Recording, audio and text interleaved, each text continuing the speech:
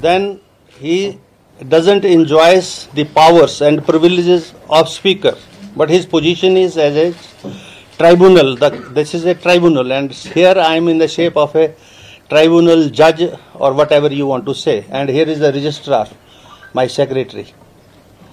So this pronouncement is in reference to those observations made by the Honorable Supreme Court and the various high courts in the various judgments.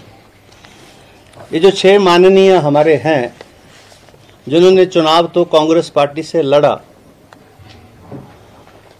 और जो anti defection law के जो provisions है, जो इस petition जो मेरे पास दायर हुई उसके प्रोविजन उन्होंने अपने खिलाफ अट्रैक्ट किए और उसी के ही संदर्भ में ये पिटीशन यहाँ पर जो है पार्लियामेंट्री अफेयर मिनिस्टर के माध्यम से हुई।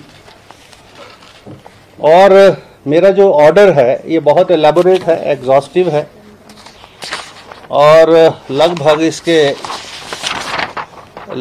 इसके 30 पेज हैं, जिसमें मैंने जो कल माननीय जो हमारे learned advocates from the supreme court, from the high court for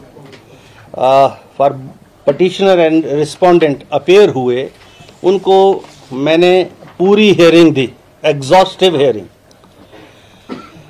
lawyers जो थे वो बार बार पेशाब करने जा रहे थे, मैं बैठा रहा और मैंने कहा I will be hearing you if you want to continue with your arguments up to 8 o'clock, 9 o'clock, 10 o'clock, 11 o'clock, 12 o'clock.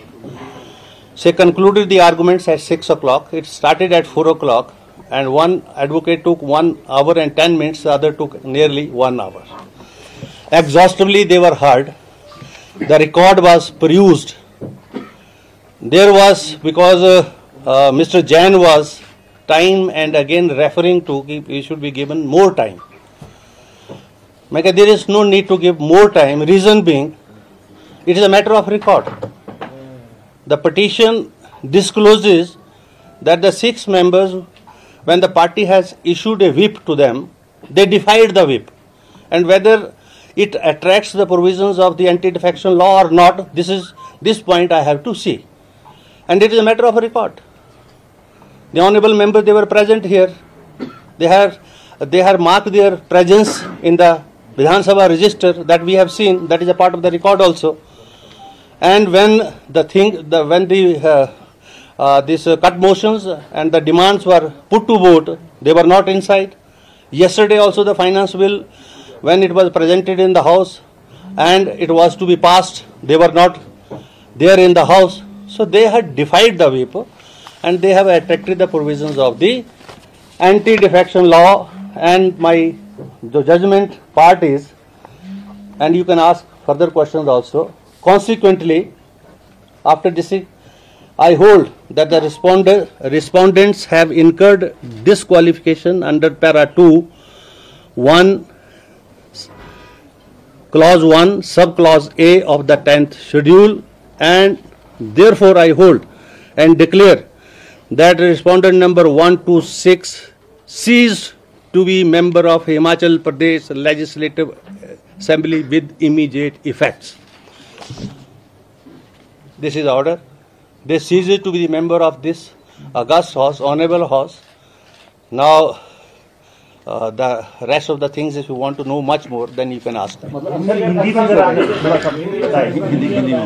मैं ये कहना चाहूँगा कि मैंने उनको अयोग्य घोषित कर दिया है, अब वो इस माननीय सदन के सदस्य नहीं रहे।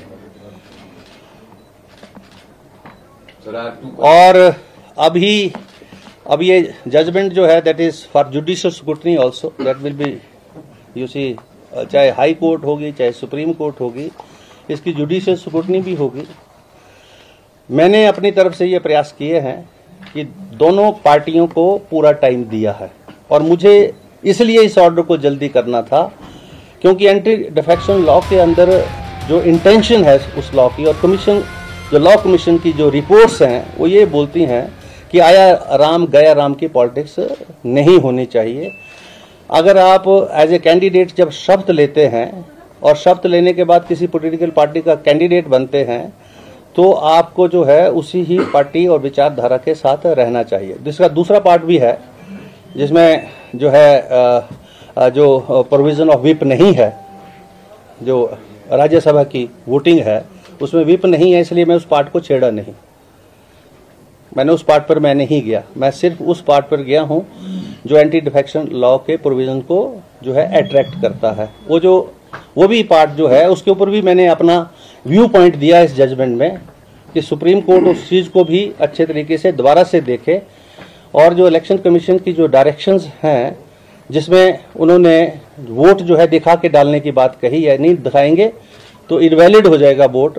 लेकिन वोटर तो ठीक है कि वोटर जो है स्वतंत्र होना चाहिए वोट देने के लिए और उस पर किसी प्रकार का दबाव नहीं होना चाहिए, लेकिन वो जो वोटर है, जो लोकतंत्र प्रजातंत्र की जो मूलभूत नींव है, जहां चुनाव होता है, पार्लियामेंट्री डेमोक्रेसीज और के माध्यम से पार्लियामेंट बनती है, असेंबलीज बनती हैं, वो जो एथिक्स है उसको भी तो जो है उस एथिक्स के अनुरूप भी तो काम करे।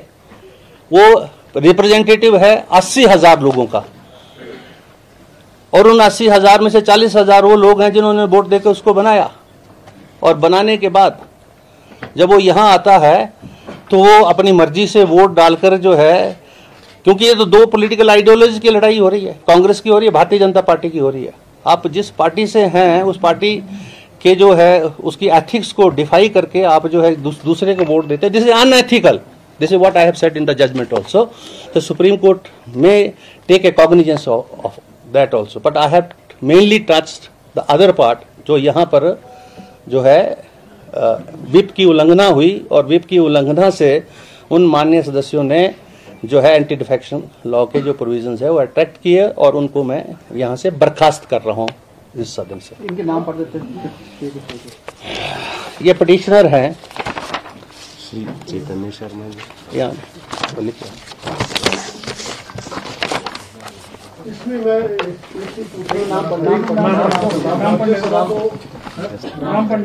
छह ये पिटिशनर 6 के खिलाफ थी ये।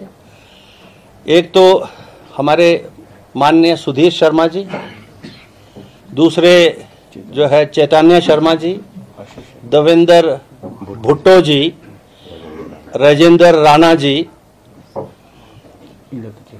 इंद्रदत्त लखनपाल जी और रवि ठाकुर। ये जो हैं ये इन सब का संबंध कांग्रेस पार्टी से है। अगर सर ये नई पार्टी फॉर्म करते हैं और 1/4 इनके साथ एडजस्ट होते हैं तो ये ऑर्डर इम्प्लीकेबल होगा उस पर? अभी तो ये ऑर्डर जो है, इस ऑर्डर के माध्यम से उनकी सदस्यता रद्द कर दी गई है। अब इस माननीय सदन के वो सदस्य नहीं रहे मेरे ऑर्डर के मुताबिक। हाई कोर्ट क्या बोलती है, सुप्रीम कोर्ट क्या बोलती है, क्योंकि मेरे इस ऑर्डर की भी जुडिशियल स्क्रूटनी है। This order is not in finality, this order is a subject of judicial scrutiny, and if the high court whatever the high court says, there is a supreme court also for that. So ये जब दोनों जगह इसके ऊपर judicially scrutinise होके आएगी तब ये ऑर्डर इन फाइनलिटी होगा। जब उन्होंने कांग्रेस के खिलाफ वोट नहीं दिया तो एंटी डिफेक्शन कैसे होगा? सिर्फ बिल के आधार पे भी एंटी डिफेक्शन? यस, होता है, वही मैंने पढ़ा है और आप उस लॉ को देख ले। सर मेरा सवाल था कि क्या उनको भी सुना गया जो अफेक्टेड पार्टी जिसको उनके लॉयर्स थे, क्योंकि उनकी पर्सनल अपीयरेंस के लिए उनको इन्फॉर्म कर दिया। उनके व्हाट्सएप के ऊपर जो है क्या मान्य है व्हाट्सएप ईमेल। हमारी विधानसभा जो है, so listen to me now Bharadwaj ji, हमारी जो मेल है व्हाट्सएप है, मैं नहीं भी मान्य हो, हम ई विधानसभा हैं, और अभी एविडेंस एक्ट जो है अमेंड हो गया पार्लियामेंट से, जिसमें 170 के करीब एमपी बाहर किए गए, और एविडेंस एक्ट में ये बोल दिया कि जो आपकी जो ये मीडिया के अंदर, कैमरास के अंदर जो स्टेटमेंट्स है, that is also a primary part of the evidence also. When the Supreme Court and the Union of India has amended the Evidence Act and the CRPC and the IPC, then there is no need to ask such kind of a questions. उनकी तरफ से कोई दलील दी गई? नाम उनकी तरफ से बार बार वकील साहब एक ही मुद्दे को बोल रहे हैं, मुझे और टाइम चाहिए, और टाइम चाहिए। मैंने कितना टाइम चाहिए आपको? क्योंकि ये इशू तो ये है कि चुनी हुई लोगों के द्वारा मेजॉरिटी की सरकार जिसको सत्ता 5 वर्ष के लिए सौंपी गई है, आपका जो एक्ट एंड कंडक्ट आपके क्लाइंट्स का है, क्या वो जो लोगों की मंशा है उसके अनुरूप है या नहीं है? मुझे तो सिर्फ ये विषय देखने हैं यहाँ पर।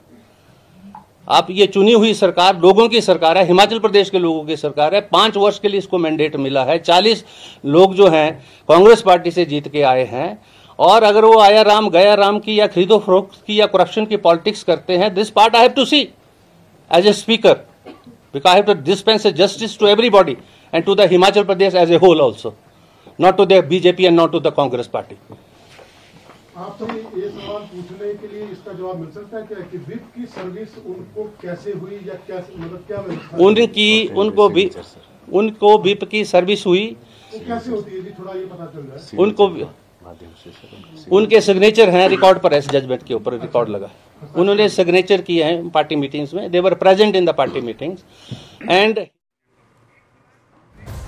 अरुण हमारे साथ लाइव मौजूद हैं। अरुण, स्पीकर ने अयोग्य करार दे दिए हैं 6 बागी विधायक, बहुत बड़ी खबर और बहुत बड़ा झटका इन बागी विधायकों के लिए।